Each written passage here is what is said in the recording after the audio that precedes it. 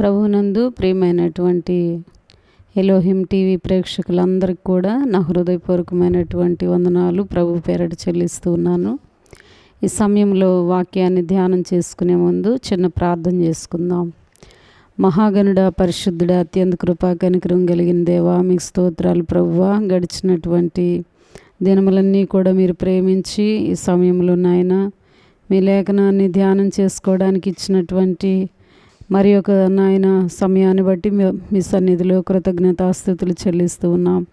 వినుచున్న ప్రతి ఒక్కరి హృదయాల్లో కూడా నాయన రక్షణ, మారు మనసు, పాప క్షమాపణ అనుభవాన్ని దయచేయండి ప్రభువా.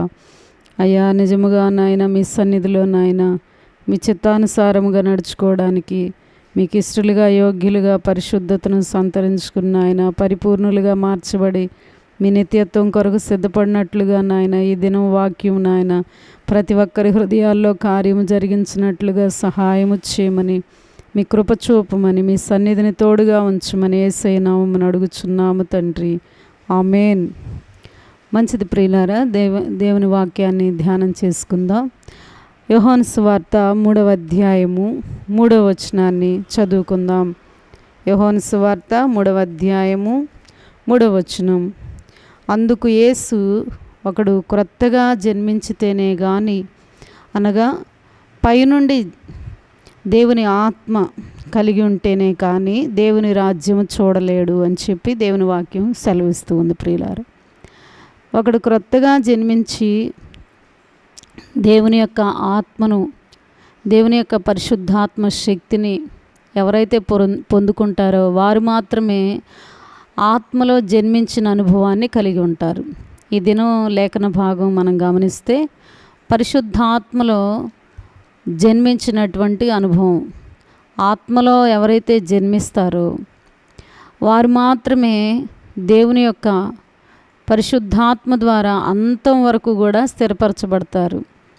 దేవుని మాట సెలవిస్తుంది, ఎందరైతే తనను అంగీకరించారో వారందరూ కూడా దేవుని పిల్లలు అవ్వటానికి, అనగా వాక్యము ద్వారా, ఆయన రక్తము ద్వారా, పరిశుద్ధాత్మ అనుభవం ద్వారా కడగబడినటువంటి పరిశుద్ధులుగా ఎవరైతే దేవుని సన్నిధిలో నిలిచి ఉంటారో వారు మాత్రమే ఆయన పిల్లయ్యి ఆత్మలో నడిపించబడినటువంటి అనుభవాన్ని కలిగి ఉంటారు ప్రియులారా. కాబట్టి దేవుని వాక్యాన్ని ఇక్కడ మనం గమనిస్తే, యూదుల అధికారి అయినటువంటి నికోదేము, ఆయన అధికారిగా ఉన్నాడు, ధర్మశాస్త్రం అంతా తెలుసుకుని ఉన్నాడు, సన్హెడ్రిన్ సభలో ఒక సభ్యుడిగా ఉన్నాడు, అనేకులకు వాక్యాన్ని, ధర్మశాస్త్రాన్ని బోధించేటువంటి అనుభవంలో ఉన్నాడు. కానీ క్రొత్తగా జన్మించినటువంటి అనుభవము, అనగా ఆత్మలో తిరిగి జన్మించిన అనుభవం లేకుండానే దేవుని రాజ్యంలో ప్రవేశించాలని దేవుని దగ్గరకు వచ్చి ప్రభు అయిన యేసుక్రీస్తు ప్రభు వారి దగ్గరికి రాత్రిపూట రహస్యంగా కలుసుకుని నిత్యరాజ్యంలో ప్రవేశించాలంటే ఏం చేయాలని అడుగుతున్నాడు.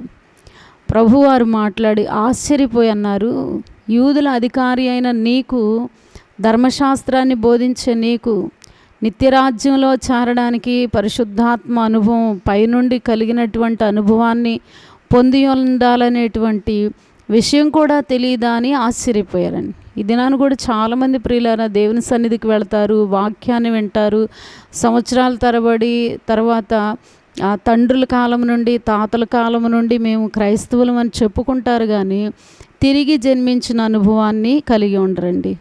ఏమాత్రం కూడా దేవుని వాక్యం విషయంలో చాలా నిష్ఠ కలిగి ఉంటారు, భయభక్తులు కలిగి ఉంటారు, ఎక్కడ రాజీ పడరు. కానీ వాక్యాన్ని హృదయంలో చేర్చుకుని ప్రభువుకి హృదయాన్ని సమర్పించి పరిశుద్ధాత్మ యొక్క శక్తిని, పరిశుద్ధాత్మ యొక్క ప్రియులారా ఆ ప్రభావాన్ని, పరిశుద్ధాత్మ యొక్క ఆధిపత్యంలోనికి మాత్రం రావడానికి ఇష్టపడరు. దేవుని ఆత్మ సహాయాన్ని కలిగి జీవించడానికి ఏమాత్రం కూడా ఒప్పుకోరండి. అయితే దేవుని వాక్యం ఏం చెప్తుందంటే, ఒకడు క్రొత్తగా జన్మించితేనే కానీ నిత్యరాజ్యంలో ప్రవేశింపలేడు. ఆత్మలో జన్మించిన అనుభవాన్ని దినం మనం కలిగి ఉండాలి ప్రియులారా. అందుకే వాక్యంలో మనం చూస్తే యోహాను సువార్త 3వ అధ్యాయము 6 నుండి 8 వచనాల వరకు మనం గమనిస్తే, శరీరాన్ని మూలముగా జన్మించినది శరీరము, ఆత్మ మూలముగా జన్మించినది ఆత్మ అన్నది. ప్రియులారా, దేవుని వాక్యం ఏం చెప్తుందంటే, శరీరానుసారంగా రక్తమాంసాలు కలిగి జన్మించిన మనము శరీరానుసారంగా కనబడుతున్నాం. అయితే అలా జన్మించి భూలోకంలో జీవించడానికి కావలసినటువంటి అక్కర్లు, అవసరతలు అన్నీ కూడా దేవుడు మనకు అనుగ్రహిస్తూనే ఉన్నాడు, దేవుని బిడ్డలం అనుకుంటున్నప్పుడు, ఆయన్ని అడిగినప్పుడు. కానీ లోకస్తులకు కూడా అలాగే జరుగుతుంది కదా, దేవుని ఎరగని వారికి కూడా అలాగే జరుగుతుంది కదా. కానీ శరీరానుసారంగా జన్మించింది శరీరం, ఆత్మానుసారంగా ప్రియులారా పరిశుద్ధాత్మ యొక్క ఆ శక్తి, పరిశుద్ధాత్మ యొక్క అగ్ని అభిషేకం ఎవరైతే కలిగి ఉంటారో, ఆత్మలో ఎవరైతే ముద్రించబడతారో, ఆత్మలో ఎవరైతే సంధించబడతారో అట్టివారు మాత్రమే ఆత్మానుసారులుగా ప్రభువు పరిగణిస్తూ ఉన్నారు. ఈ దినాన ఆత్మ లేకుండా, పరిశుద్ధాత్మ యొక్క అనుభవం లేకుండా, పరిశుద్ధాత్మని కలిగి ఉండకుండా, పరిశుద్ధాత్మనితో వ్యక్తిగత జీవితం ముడిపడకుండా, ప్రియులారా క్రీస్తులో అన్యోన్య సహవాసం లేకుండా, ఈ దినాన ఎన్ని రీతిలుగా దేవుని కలుసుకోవాలని ఆశపడినా పరిశుద్ధాత్మ సహాయం లేకుండా పరలోకం వెళ్ళాలని ఆ ఆలోచన కలిగి ఉన్న ప్రియులారా, అదంతా కూడా వ్యర్థమైనటువంటి భక్తేనండి. దేవుని వాక్యం ఏం చెప్తుందంటే, శరీరానుసారంగా పుట్టిన వారు శరీరానుసారులు, ఆత్మలో జన్మించిన వారు ఆత్మానుసారులు. పైనుండి పంపబడినటువంటి ఆ పరిశుద్ధాత్మని యొక్క శక్తి, పరిశుద్ధాత్మని యొక్క ప్రభావము, పరిశుద్ధాత్మని యొక్క అనుభవం కలిగి ఉండాలండి. అప్పుడే మనం ఆత్మానుసారంగా పరిగణించబడతాము. దేవుని వాక్యంలో యోహాను రాసినటువంటి పత్రిక 1వ అధ్యాయము 18వ వచనంలో చూస్తే, సత్యవాక్యం వలన మనలను తన సంకల్పం ప్రకారం ఆత్మలో ఆయన మనల్ని కన్నాడు అంటాడు. వాక్యము ద్వారా పరిశుద్ధాత్మని యొక్క ఆ సత్యవాక్యము మనిషిని యొక్క హృదయంలో ఎప్పుడైతే లోపలికి వెళుతుందో, ఆ వాక్యము, ఆ పరిశుద్ధాత్మ దేవుడు వాక్యాన్ని బట్టి మనుషుల్ని ఒప్పింపజేస్తాడు. ఒప్పింప చేయటమే కాకుండా ప్రియులారా, ఆ వాక్యం వినటం వలన విధేయులగునట్లుగా పరిశుద్ధాత్ముడు కార్యం జరిగిస్తాడు. తర్వాత తీర్పును గూర్చి ఒప్పింపజేస్తాడు. అమ్మో తీర్పు ఉంది, ప్రభువుకు భయపడాలి, బ్రతికిన దినాలు, గడిచిన కాలంలో చేసినటువంటి అవిధేయతలు, వీటన్నిటి విషయంలో ప్రభువు దగ్గర ఒప్పుకొని విడిచిపెట్టి ఆత్మలో మరలా నూతన అనుభవాన్ని కలిగి ఉండాలనేటువంటి ఆ ఒప్పింపు అనేది పరిశుద్ధాత్మ ద్వారా మాత్రమే జరుగుతుందండి.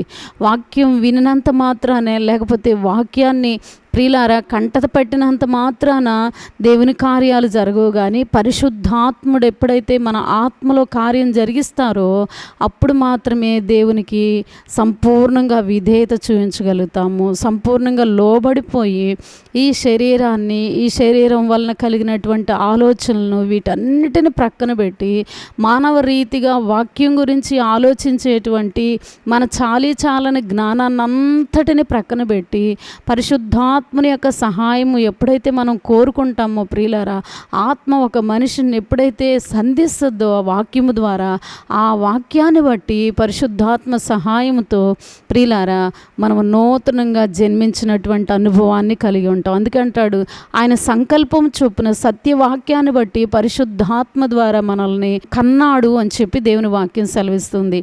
అయితే దేవుని వాక్యంలో కొరింథీయులకు రాసినటువంటి ఆ మొదటి పత్రిక 4వ అధ్యాయము 16వ వచనంలో మనం చూస్తే, క్రీస్తు యేసునందు సువార్త ద్వారా నేను మిమ్మును కని ఉన్నానని కొరింథీ సంఘానికి భక్తుడైన పౌలయ్య గారు తెలియపరుస్తూ ఉన్నాడు. క్రీస్తు యేసు యొక్క ఆ సువార్త ద్వారా క్రీస్తు నందు నేను మిమ్మల్ని కని ఉన్నాను అంటున్నాడు. ఆ వాక్యము మనిషిని యొక్క హృదయంలో, అంతరంగంలో మూలుగుల మట్టుకు, ఆలోచనల మట్టుకు ప్రియులారా దూరుచు కార్యం ఎప్పుడు చేస్తుందంటే పరిశుద్ధాత్మని యొక్క ఆ ఆత్మలో ప్రియులారా కార్యము జరిగించినట్లుగా ఆత్మ మనల్ని ప్రేరేపిస్తేనే తప్ప ఏ విధమైనటువంటి చలనం రాదండి, ఏ విధమైన స్పందన రాదండి. అనేక సంవత్సరాల తరబడి వాక్యం విన్నప్పటికీ కూడా హృదయంలో కార్యం జరిగించగలిగింది పరిశుద్ధాత్మని ద్వారానే. ఆత్మలో మరలా మనము నూతనత్వాన్ని పొందుకున్నట్లుగా, నూతన జీవాన్ని పొందుకున్నట్లుగా, మన ప్రాణాత్మ దేహాలు ప్రభువుకు అప్పగించినట్లుగా ఒక సమర్పణతో కూడినటువంటి భక్తి జీవితాన్ని జీవించడానికి కేవలం పరిశుద్ధాత్మని యొక్క ఆధిపత్యంలోనే మనం చేయగలమండి. పరిశుద్ధాత్మని యొక్క అధికారం క్రింద ఎవరైతే లోబడతారో, ఆ పరిశుద్ధాత్మని యొక్క ఆత్మానుసారమైనటువంటి ప్రియులారా, జీవితాన్ని జీవించడానికి ఎవరైతే ఇష్టపడతారో వారు మాత్రమే ఆత్మలో తిరిగి జన్మించిన అనుభవాన్ని బట్టి ప్రభువు కొరకు సిద్ధపరచుకోగలుగుతారు. అంత మాత్రమే కాదు కానీ దైవలేఖనంలో గలతీయులకు రాసిన పత్రిక 3వ అధ్యాయము 26వ వచనంలో మనం చూస్తే, యేసుక్రీస్తునందు మీరందరూ విశ్వాసం వలన దేవునికి ఆత్మలో కుమారులై ఉన్నారు, కుమార్తెలై ఉన్నారని దేవుని వాక్యం సెలవిస్తుంది. యేసుక్రీస్తు ద్వారా ప్రభువైన యేసును మనం రక్షకుడుగా అంగీకరించిన తరువాత, మనం నోటితో హృదయంలో విశ్వసించి నోటితో ఒప్పుకున్న తర్వాత ప్రియులారా, పరిశుద్ధాత్ముడు చేసే కార్యం ఏంటంటే, ఆయన బిడలుగా విశ్వాసాన్ని మనం నిరంతరం కూడా ఆయన పట్ల నమ్మకంగా కనపరుచున్నట్లుగా పరిశుద్ధాత్మ దేవుడు మనల్ని స్థిరపరుస్తాడు, ఆయన బిడ్డలుగా ముద్రిస్తాడు. ఎందరైతే దేవుని ఆత్మచేత నడిపింపబడతారో వారందరూ కూడా దేవుని యొక్క పిల్లలై ఉన్నారు అంటాడు అండి. ఆత్మలో ముద్రించబడిన అనుభవాన్ని కలిగి ఉండాలి. పరిశుద్ధాత్మని యొక్క ప్రియులారా, ఆ కార్యం అంతరంగంలో జరిగినప్పుడు, పరిశుద్ధాత్మ దేవుడు సంధించినప్పుడు మనల్ని ఆయన బిడలుగా ముద్రించటమే కాకుండా ఆ విశ్వాసాన్ని మనలో స్థిరపరుస్తాడండి. ఎప్పటి వరకు అంటే చనిపోయేంత వరకు కూడా నేను దేవునికి సంబంధించిన వ్యక్తిని, దేవుని కుమార్తెను, దేవుని కుమారుడును కాబట్టి తండ్రి యొక్క ఆధిపత్యం కింద నడుచుకోవాలి, తండ్రి యొక్క మాటను నెరవేర్చాలి, తండ్రి యొక్క చిత్తాన్ని మాత్రమే నెరవేర్చాలి.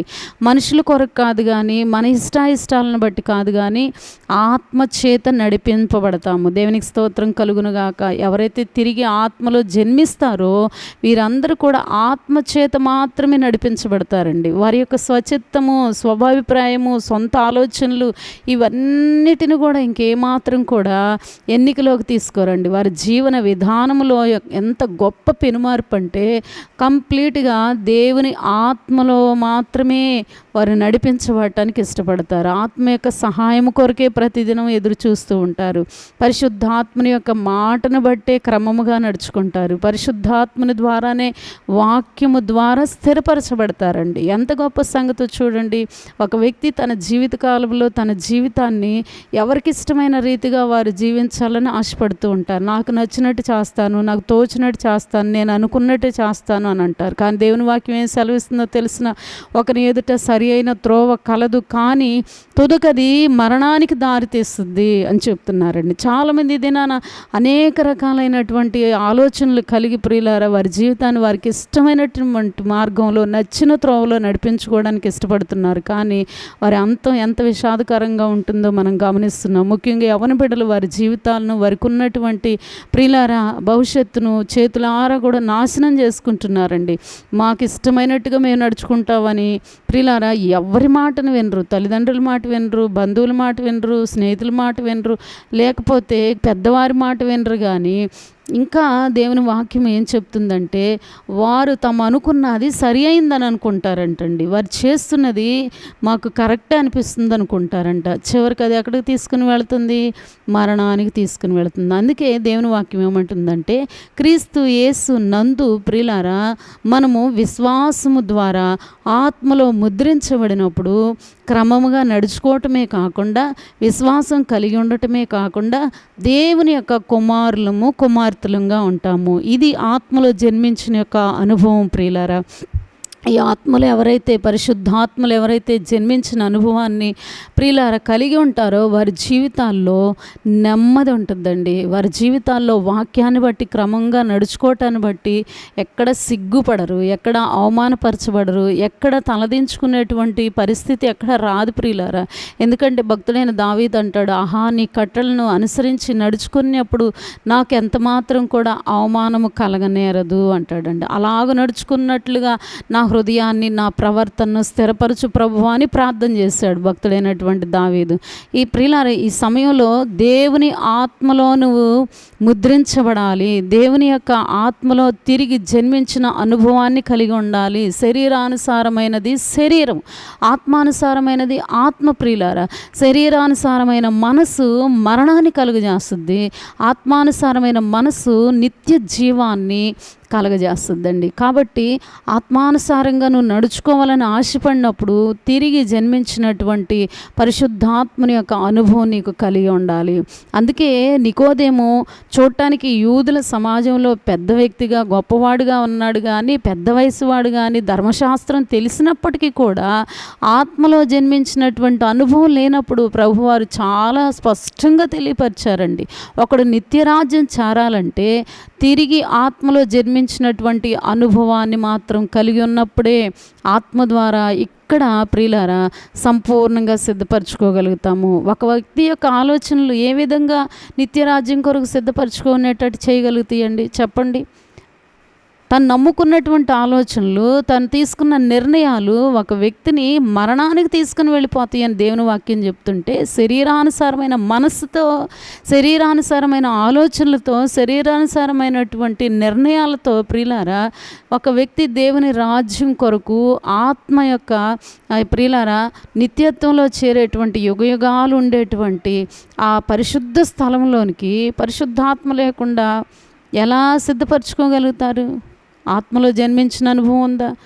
కొన్ని సంవత్సరాల నుండి దేవుని మందిరానికి వెళ్ళొచ్చు, విశ్వాసం అని చెప్పుకోవచ్చు, ప్రభువు వల్ల పాలు పంపులు కలిగి ఉండొచ్చు, కానీ ఆత్మలో తిరిగి జన్మించిన అనుభవం ఉంటేనే, పరిశుద్ధాత్మ ద్వారా ముద్రించబడితేనే, ఆత్మలో క్రమముగా నడుచుకుంటేనే దేవుని పిల్లలంగా, కుమారులంగా, కుమార్తెలంగా ప్రభువారు అయ్యా స్పష్టంగా అక్కడ తెలియపరుస్తున్న మాట ఏంటంటే, వారు దేవుని యొక్క కుమారులు కుమార్తెలు ఉండటమే కాకుండా వాక్యం వలన క్రీస్తు యేసునందు స్థిరపరచబడగలుగుతారు. దేవునికి స్తోత్రం కలుగునుగాక.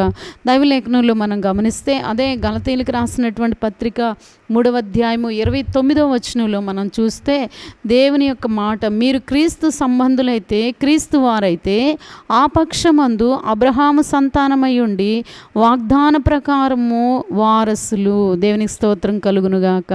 మీరు క్రీస్తు యేసు సంబంధులు అని చెప్పుకుంటున్నటువంటి మన జీవితాల్లో, అలాగే క్రీస్తు వారం అని చెప్పుకుంటున్నటువంటి మన విశ్వాస ప్రియుల యాత్రలో దేవుని మాట ఏమంటున్నారంటే, ఆ పక్షమందు అబ్రహాము సంతానమై ఉండి ఆత్మ ద్వారా దేవుని యొక్క వాగ్దానాల ప్రకారం మనము వారసులము.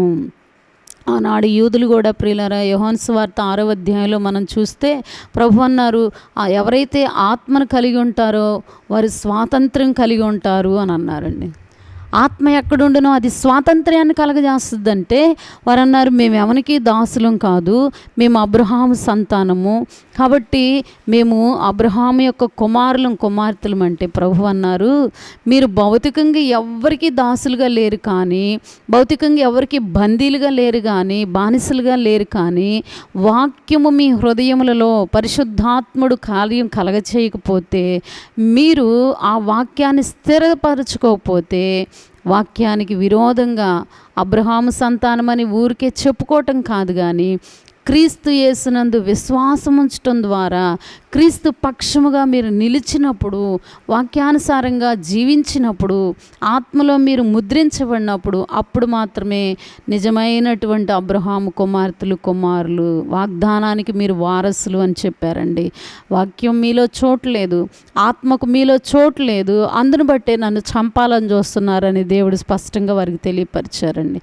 కాబట్టి దినాన ప్రియులారా, ఎవరైతే వాక్యానికి హృదయంలో చోటిచ్చి పరిశుద్ధాత్మకు అవకాశం ఇస్తారో అట్టి వారిని బట్టి క్రీస్తు పక్షముగా, ఆ పక్షముగా క్రీస్తు ఏం చేస్తాడంటే మిమ్మల్ని వాగ్దానానికి వారసులుగా చేస్తారు. దేవునికి స్తోత్రం కలుగునుగాక. ఊరికే విశ్వాసులు అని చెప్పుకుంటే వాగ్దానాలు మన పక్షంగా నెరవేర్చబడవు. దేవుని మాట వింటున్నామని చెప్పుకుంటే ప్రియులారా, దాన్ని బట్టి ప్రియులారా కొన్ని సంవత్సరాల నుండి విశ్వాస జీవితాన్ని కొనసాగిస్తున్నామంటే దాన్ని బట్టి పరలోక రాజ్యం రాదండి. దేవుని వాక్యం చెప్తుంది, ఆత్మలో తిరిగి జన్మించిన అనుభవం ఉంటే వాగ్దానాలు ఉన్నాయి, అవన్నీ కూడా మనము వారసులంగా పొందుకున్నట్లుగా పరిశుద్ధాత్ముడు మనకు సహాయం చేస్తాడు. దేవుని వాక్యంలో చూసినట్లయితే యోహాను సువార్త 1వ అధ్యాయము 12-13 వచనంలో, తన్ను ఎందరు అంగీకరించిన వారందరూ కూడా దేవుని పిల్లలగుటకు ఆయన అధికారం ఇచ్చును. వారు దేవుని వలన పుట్టిన వారే కానీ రక్తమాంసం వలనైనను, శరీరేచ్ఛల వలనైనను, మనుష్యేచ్ఛల వలనైనను పుట్టిన వారు కారు. దేవునికి స్తోత్రం కలుగును గాక. ఇది ఆత్మలో తిరిగి జన్మించడం అంటే. మనం ప్రభువుని అంగీకరించిన తర్వాత ఎందరు దేవునిని అంగీకరించారు వారందరూ కూడా ఆత్మలో తిరిగి జన్మించిన అనుభవాన్ని కలిగి ఉండాలి. శరీరానుసారంగా పుట్టడం కాదంటండి, మనుజేచ్ఛల వలన పుట్టడం కాదు. కానీ ప్రియులారా, వారందరూ కూడా ఎలాంటి వారై ఉన్నారంట? దేవుని వలన పుట్టినవారు. దేవునికి స్తోత్రం కలుగునుగాక. ఈ దినాన దేవుని వలన, వాక్యం వలన, సత్యవాక్యం వలన దేవుడు మనల్ని కన్నాడు అని చెప్పి వాక్యం సెలవిస్తుందండి. ఆ వాక్యాన్ని బట్టి మాత్రమే దేవుని పిల్లల యొక్క నిర్ణయాలు, వాక్యాన్ని బట్టి మాత్రమే వారి జీవిత విధానము, గురి, గమనము, స్థితిగతులు వాటన్నిటిని కూడా ప్రభు యొక్క మాటను బట్టే ఆత్మానుసారంగా నడుచుకుంటారంటండి. శరీరానుసారంగా నడుచుకునేవారు శరీరానుసారులండి. దేవుని ఆత్మలో వాక్యము ద్వారా తిరిగి జన్మించిన వారు ఆత్మానుసారులుగా కనబడుతూ ఉన్నారు. కాబట్టి దేవుని మాట ఏం సెలవిస్తుందంటే, గలతీయులకు రాసిన పత్రిక 4వ అధ్యాయము 6-7 వచనాల్లో చూస్తే, కుమారులై ఉన్నందున నాయన తండ్రి అని మొరపెట్టు తన కుమారుని ఆత్మను దేవుడు మన హృదయంలోనికి పంపెను. దేవునికి స్తోత్రం కలుగునుగాక. అంగీకరించినటువంటి మన జీవితాల్లో ప్రియులారా, ప్రభువును హృదయంలో చేర్చుకున్న తరువాత దేవునికి మొర్రపెట్టినట్లుగా మనం ఎందరు అంగీకరించారు వారందరూ దేవుని పిల్లలని చెప్పుకుంటున్నాం కదా. ఇప్పుడు పిల్లలు, కుమారులై ఉన్న మనమంట నాయన తండ్రి అని మొర్రపెట్టేటువంటి పరిశుద్ధాత్మను మన హృదయంలోనికి పంపుతారంట. దేవునికి స్తోత్రం కలుగునుగాక. కాబట్టి దినాన ప్రియులారా, దేవుని సన్నిధిలో దేవుని పక్షముగా ప్రభు యొక్క మాట మనకి ఏం తెలియపరుస్తున్నారంటే, ఆయన పిల్లలుగా అంగీకరించిన మన బ్రతుకుల్లో ప్రియులారా, ఆయన కుమారులుగా మనం విశ్వసించిన తర్వాత, ముద్రించిన తర్వాత పరిశుద్ధాత్మనంట మన హృదయంలోనికి పంపిస్తారంట. అందును బట్టే ప్రతి విషయంలో కూడా తండ్రి యొక్క చిత్తానికి మనం లోబడగలిగేటట్టు పరిశుద్ధాత్ముడు మనల్ని విధేయులుగా చేస్తాడు. దేవుని వాక్యం ఏం సెలవిస్తుందంటే, విధేయులకే పరిశుద్ధాత్మ అనుగ్రహిస్తాడంటండి. కనిపెట్టుకున్న వారికే పరిశుద్ధాత్మను అనుగ్రహిస్తాడు. ఎవరైతే విధేయులై ఆయన యొక్క ప్రత్యక్షత కొరకు, పరిశుద్ధాత్మని యొక్క సహాయం కొరకు, ఆత్మ యొక్క నడిపింపు కొరకు కనిపెట్టుకుని ఉంటారో వారికి మాత్రమే పరిశుద్ధాత్మని మన హృదయంలోనికి పంపించి ప్రతి విషయంలో కూడా నాయన తండ్రి అని మొరపెట్టుకునేటువంటి అవకాశాన్ని ఇస్తాడని దేవుని వాక్యం సెలవిస్తూ ఉంది. ఇది నేను ఎంతోమంది ప్రియులారా సంపూర్ణంగా దేవునికి మొరపెట్టి పూర్ణ హృదయంతో, పూర్ణాత్మతో, పూర్ణ మనసుతో దేవుని దగ్గర విచారణ చేసి ఆయన చిత్తాన్ని తెలుసుకోవాలనుకున్న వారు చాలా తక్కువ మంది అండి, చాలా తక్కువ మంది. ఎందుకంటే మనుషులు దినాన వారి స్వకీయ ఆలోచనలను బట్టి నడుచుకుంటున్నారు, సొంత నిర్ణయాలను బట్టి వారి జీవితాలను ముందుకు కొనసాగిస్తూ ఉన్నారు. కానీ ఆత్మలో తిరిగి జన్మించిన అనుభవం కలిగిన వారు ప్రియులారా ఎంత మాత్రము సొంత నిర్ణయాలకు వారి జీవితాలను అప్పగించరు, వారి యొక్క ఆలోచనలను బట్టి నడుచుకొనరు. ఎందరు అంగీకరించారు వారందరూ కూడా దేవుని పిల్లలై ఉన్నారు. పిల్లలైన వారంట మొర్రపెట్టినప్పుడు ఆ మొర్రపెట్టేటువంటి పరిశుద్ధాత్మను కూడా ప్రియులారా ప్రభు వారి హృదయాల్లోనికి పంపిస్తాడంటండి. అలా పంపించినప్పుడు నాయన తండ్రి నాకు ఈ అవసరం ఉంది, నేను ఈ పరిస్థితుల్లో ఉన్నాను, నేను ఈ విధంగా ఉన్నాను, ప్రతి విషయంలో కూడా తండ్రి యొక్క చిత్తాన్ని బట్టి నెరవేర్చడానికే ఇష్టపడతాం. అందుకే ప్రభు యేసుక్రీస్తు వారు కూడా నేను నా సొంత ఇష్టాన్ని నెరవేర్చుకోవటానికి రాలేదు, కానీ తండ్రి చిత్త ప్రకారము తండ్రి యొక్క ఇష్టాన్ని నెరవేర్చడానికి, తండ్రి యొక్క కార్యాలు నెరవేర్చడానికి మాత్రమే నేను వచ్చి ఉన్నాను, తండ్రికి నన్ను నేను లోపరుచుకుంటున్నాను, విధేయత చూపించారంటండి. దినాన ఆత్మ నీలో ఉండటం ద్వారా జరిగే గొప్ప కార్యం ఏంటంటే దేవునికి సంపూర్ణంగా అప్పగించుకున్నట్లుగా విధేయత కనపరుస్తారండి. ప్రభు దృష్టి కూడా ఎవరి మీద ఉంటుంది? దాన్ని లేఖనం సెలవిస్తుందంటే, ఎవడు దీనుడై భయభక్తులు కలిగి విరిగి నలిగిన హృదయం కలిగి ఉంటారు అట్టి వారిని ప్రభు దృష్టిస్తాడంట.